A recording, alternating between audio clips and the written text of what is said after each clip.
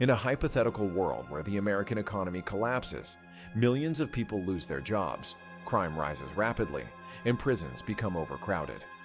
As the system begins to fail, private companies take control of prisons to make money. One of these facilities, Terminal Island Penitentiary, starts streaming brutal cage fights online, where prisoners battle each other to the death while the world watches for entertainment. At first, audiences cannot get enough of it. But soon, even that is no longer enough. Viewers begin demanding something bigger, something more dangerous. That is when the death race is created, a deadly competition where inmates drive heavily modified cars and race to the finish line for the ultimate prize of freedom. But the real danger isn't just the race. It's the truth about what happens to the people who get close to winning. In the current race, only 2 drivers remain. One is the mysterious masked racer known as Frankenstein, along with his female navigator, Case. The other is his longtime rival, Machine Gun Joe. Both drivers speed toward the finish line, ready to do whatever it takes to win. Suddenly, Frankenstein's weapons stop working. Thinking quickly, he deploys a rear shield from his car, slamming into Joe and gaining a slight advantage. Still, Joe refuses to back down. Armed and dangerous, he continues his attack, and the situation quickly becomes hopeless. Case realizes they may not survive and begs to get out, but Frankenstein refuses to give up. With no other choice, Case ejects herself from the car just seconds before Frankenstein crosses the finish line. At the exact moment Joe fires at him, Frankenstein wins, but at the cost of his life. Days later, we meet Jensen Ames, a factory worker and former convict. He learns that the steel plant where he works is shutting down, and the employees will not even receive their full pay. Tension quickly rises among the workers. When riot police arrive, they respond harshly, beating anyone who shows even slight resistance. Seeing his co-workers being attacked, Jensen loses control and fights back. By the time he returns home that night, he is exhausted. He greets his wife and goes upstairs to check on their baby, unaware that danger has already entered his home. A masked intruder sneaks inside, takes advantage of the moment, and kills Jensen's wife. When Jensen returns, the attacker knocks him unconscious, places the weapon in his hand, and leaves after making a mocking shooting gesture. Moments later, Jensen wakes up to flashing lights and police sirens. He is wrongfully arrested for the murder of his own wife. 6 months later, Jensen arrives at Terminal Island Prison. The head guard, Ulrich, is cruel and immediately targets him. He throws Jensen into a cell with 3 dangerous inmates, expecting them to beat him. Instead, Jensen proves he can fight and knocks all 3 of them out. The next morning, Jensen walks into the dining hall. As he eats, several prisoners stare at him. One of them, Lists, recognizes Jensen as a former race driver whose career ended in tragedy. Out of nowhere, a violent inmate named Pachenko approaches him and starts causing trouble. He mocks Jensen, calling him a wife killer. Jensen snaps and attacks him, but the guards quickly step in and drag Jensen away to meet the warden, Claire Hennessy. Hennessy runs the prison and shows no sympathy. She tells Jensen that the real Frankenstein died in the last crash, but the audience doesn't know yet. She wants Jensen to wear the mask and pretend to be Frankenstein to keep the ratings high. Since Frankenstein already had 4 wins, Jensen only needs 1 more victory to earn his freedom. If he refuses, she will lock him in a dark cell for the rest of his life. With no other option, Jensen agrees to race. He's introduced to his pit crew, Coach, Gunner, and Lists, who maintain his car. The vehicle is a heavily armored Mustang equipped with machine guns. Coach explains that the weapons only activate during the race to prevent escape attempts. He also reminds Jensen that the prison is on an island, and the only way out is a bridge guarded by helicopters. Jensen is then taken to the garage, where the crew begins training him. They explain how the race works. It has 3 stages. In the first 2, drivers focus on eliminating their opponents, while the final stage is all about speed. Each driver is assigned a navigator, usually female inmates brought in for the job. The only exception is Machine Gun Joe, who prefers male navigators because of his violent nature. As they talk, List points out the top racers in the yard. 14K, a smart triad member. Hector Grimm, a ruthless killer obsessed with Hennessy. Pachenko, the leader of a prison gang, and Travis Colt, a former racing star. While Jensen is looking around, he sees some prisoners wearing GPS tracking bracelets.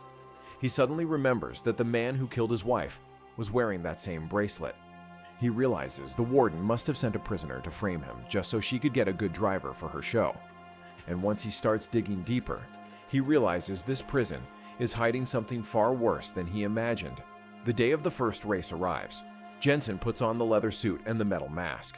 Coach tells him to stay quiet so no one figures out he isn't the real Frank.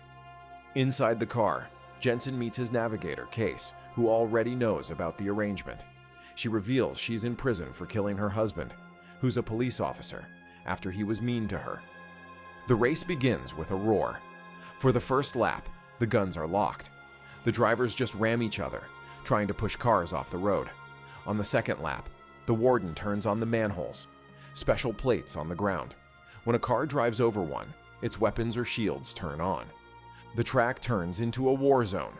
Bullets fly everywhere. Grim rams a weaker driver into a trap, blowing the car to pieces. Grim then shoots oil on the road to make Machine Gun Joe spin out. But before Grim can celebrate, 14K hits him from behind, sending Grim's car flying off the track and crashing into a ball of fire. Jensen takes a defense manhole from Colt, but just like before with Frank, his systems fail, and his rear shield is close to breaking. Thinking fast, Jensen comes up with a plan. He tells Case to detach the napalm and sit on his lap, then launches her seat with the napalm attached. It hits Colt's car, and once it's covered, Case throws a lighter at it, setting it on fire and forcing Colt out of the race. With Colt gone, Jensen faces Joe again, but he gets distracted when Pachenko makes a gun gesture, the same one the man who killed his wife used. Joe uses this moment to push Jensen back, sending him to last place while Pachenko finishes first. 3 drivers have died, leaving 6 for the next stage. After the race, Coach and his team inspect the car and confirm everything is working, which makes the earlier failures suspicious. Jensen confronts Hennessy, saying he's done racing because he knows Pachenko killed his wife and believes it was all a setup to frame him and replace Frankenstein. Hennessy doesn't admit it, but shows him a photo of his daughter in foster care, warning him to keep racing if he wants to see her again. With no choice, Jensen returns to the yard. He talks to Coach and asks why he doesn't wear a number. Coach explains he earned parole 3 years ago, but chose to stay because the outside world changed too much. He also says he doesn't believe Jensen killed his wife. Later that night, Jensen spots Pachenko and secretly follows him to his pit, where he's captured by Pachenko's crew. Pachenko beats him and prepares to kill him, but List intervenes and stabs Pachenko with a pin. Jensen uses the distraction to grab a sharp piece of metal, stab his attacker, and knock out the others before going after Pachenko. He beats him until Pachenko confesses that Hennessy ordered the murder of Jensen's wife, and Ulrich personally brought him to Jensen's house. Just as Jensen is about to kill him, Ulrich arrives with a guard and stops the fight. The next day, before the second stage begins, Pachenko tries to provoke Jensen again with the same gesture. This time, Jensen ignores him. Instead, he slows down on purpose and drives into a tunnel to speak privately with Case. Suspicious of the repeated malfunctions, he demands the truth and threatens to throw her off the car.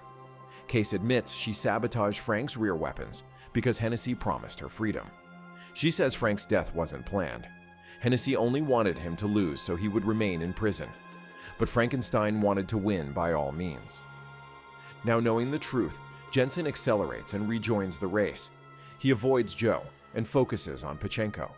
After both fail to push each other off the track, Jensen moves ahead and takes a weapons manhole instead of defense, confusing everyone.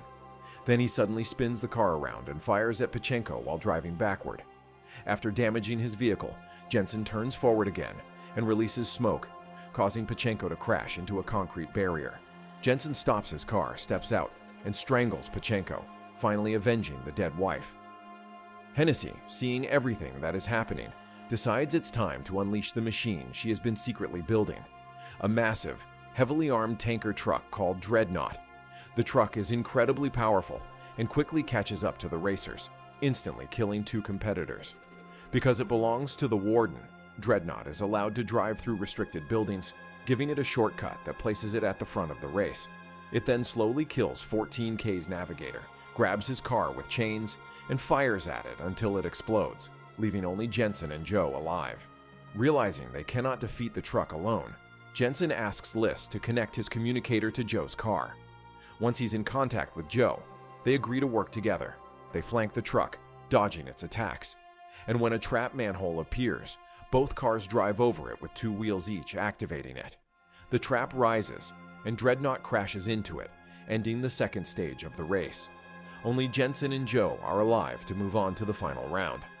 Later that evening, Ulrich and Hennessy decide Jensen must die, as he already knows the truth and may try to attack them or sabotage the competition. The next morning, before the race begins, Ulrich plants a bomb under Jensen's car, while Hennessy distracts everyone with a speech about racing being their life's purpose. When she mentions that someone might finally win freedom with a 5th victory, Jensen realizes the races are always rigged to eliminate anyone close to winning 5 times. That's why no one has ever achieved it, and why he won't be allowed to win either. Coach overhears this and later shows Jensen footage of Grimm's death. There's a tiny detail about his death that gives Jensen an idea. He asks Liss to install a half-gallon reserve tank in his car, then goes to Joe's pit to ask for his help again. Later, while Jensen changes into Frankenstein's suit in preparation for the final race, Hennessy visits him with his release papers and offers him a deal. If he wins, she wants him to stay in prison and continue racing as Frankenstein. She tells him he doesn't belong outside, claiming he isn't fit to be a father, and that staying would be a selfless act for his daughter. Jensen listens, but says nothing. He puts the release papers in his pocket and goes to his car. When he gets into his car, Case admits Hennessy also asked her to stop him if he was about to win. Jensen is not surprised at all. It's a typical move Hennessy would make by her standards. As the race begins, Ulrich manipulates the manholes so they only activate for Joe. Joe then opens fire on Jensen, heavily damaging his rear shield. Jensen drops it as a trap, but Joe dodges it. Hennessy then activates a defense manhole for Jensen to keep the race entertaining, but Joe destroys it with a rocket. He fires the rest at Jensen, who dodges them, allowing the rockets to hit a weakened wall, the same wall damaged during Grimm's death. It turns out this was the reason Coach showed him the video, and the reason he asked Joe for help. It was their secret plan to escape this dungeon. But pulling this off means risking everything, because if this plan fails, none of them are making it out alive. The explosions break the weakened wall open, creating an escape route out of the prison. Furious, Hennessy cuts the broadcast and sends police after them. She also detonates the bomb Ulrich had attached to Jensen's car. But nothing happens. Little did she know that Coach and his team had already removed it. Jensen and Joe race toward the bridge, but police cars close in. Jensen releases the extra fuel tank he had asked Liss to install, causing an explosion that creates a wall of fire and stops the pursuit. They cross the bridge and split up so helicopters focus on Jensen. Decoy. As Joe escapes, Case agrees to help Jensen finish the plan. When they pass the construction cranes, Jensen jumps out and hides while Case takes the wheel. A few miles later, helicopters stop the car with a barrage of fire. Case surrenders and steps out wearing Frankenstein's suit and mask. The police arrest her, thinking she's Jensen, and end their pursuit. This ruse allows Jensen to escape and meet up with Joe.